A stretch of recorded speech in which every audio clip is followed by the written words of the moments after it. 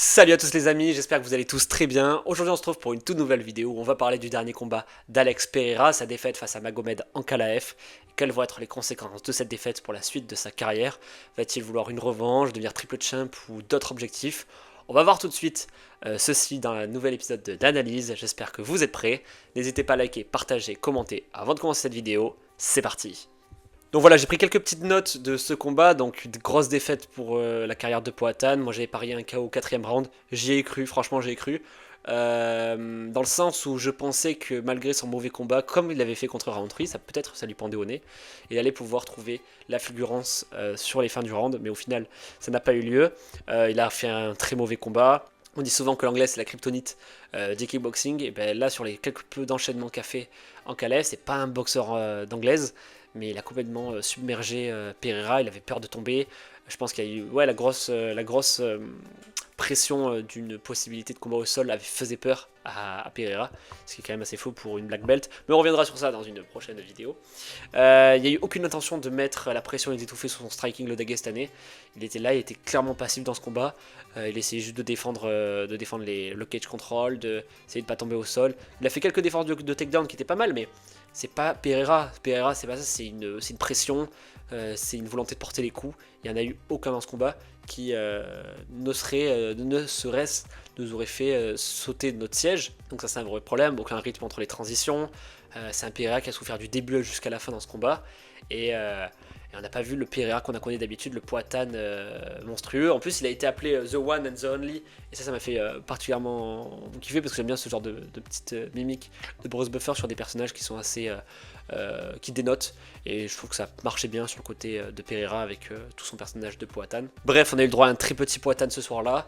Un coup d'arrêt quand même, parce qu'il était sur, je crois, une quatrième défense de ceinture, ce qui l'aurait ramené au niveau de Daniel Cormier, et ce qui aurait été légendaire en aussi peu de temps.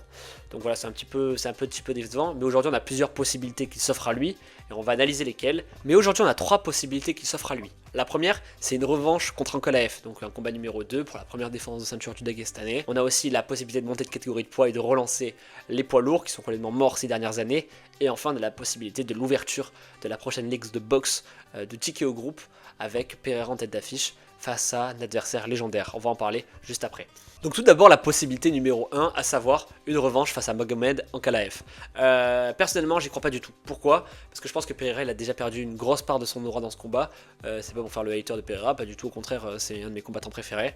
Mais il ne partirait pas favori dans un probable nouvel affrontement. Est-ce qu'il en a la volonté, est-ce qu'il en a l'envie de venir reconquérir ce titre qu'il a déjà conquis 4 fois au total, avec 2 fois Iri, une fois Jamal Hill et une fois Roundtree.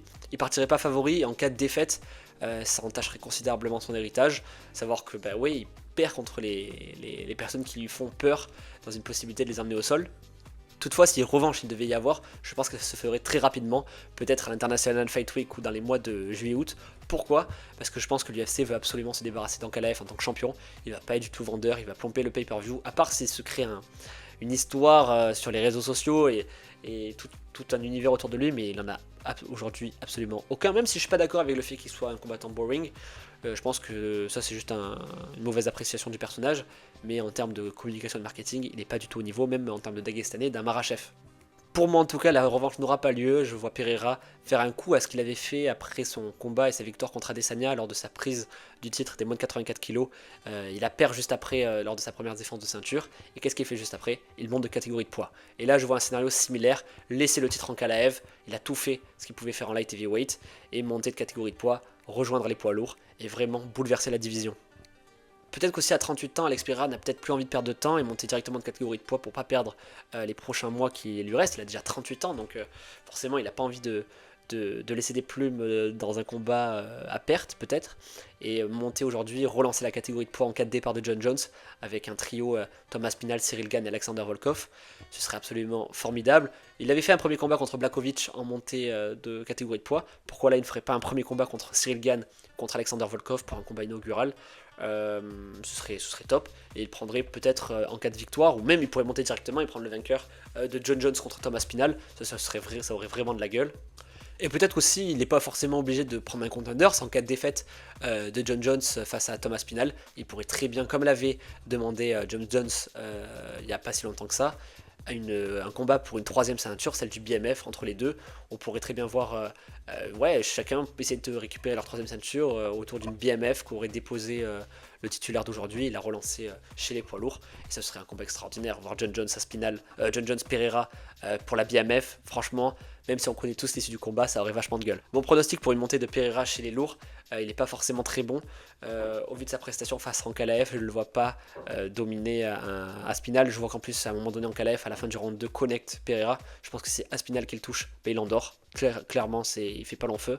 Je le vois pas résister à un combat face à Aspinal, je le vois pas résister face à un combat face à John Jones qui va juste l'éviter, le shooter dans les jambes comme un rugbyman et le soumettre directement.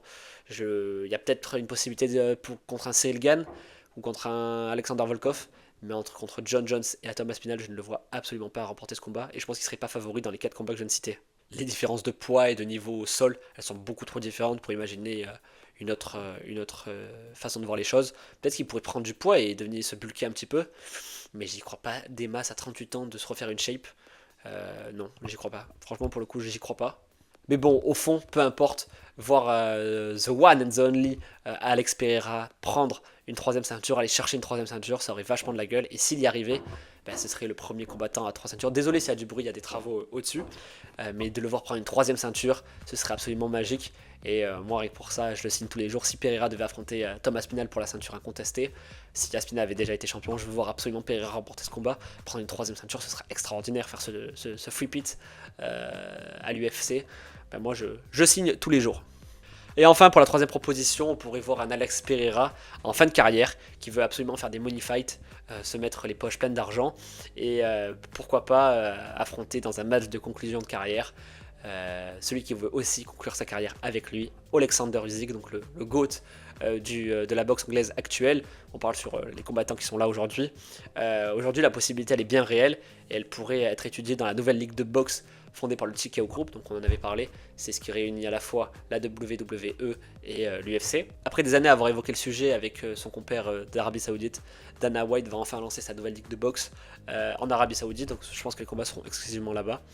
Ça va être une organisation de boxe anglaise qui aura un système de ranking similaire à celui de l'UFC, donc les meilleurs affrontent les meilleurs, une ceinture, un classement, on s'y repère bien, pas comme aujourd'hui je trouve le système mondial avec trop de ceintures, trop d'adversaires différents, enfin trop de fédérations différentes. Et en vrai, quoi de mieux pour inaugurer cette division des poids lourds qu'un Pereira face à Usyk. Pereira emmènerait tous les fans de l'UFC dans cette nouvelle ligue de boxe et tous les fans de boxe auraient Usyk en premier challenger dans un combat pour le titre poids lourd le 12 septembre, parce que ça va être la première date et Pereira en avait parlé. Le 12 septembre 2025, ce sera la date inaugurale de cette organisation et on en parlera d'ici là.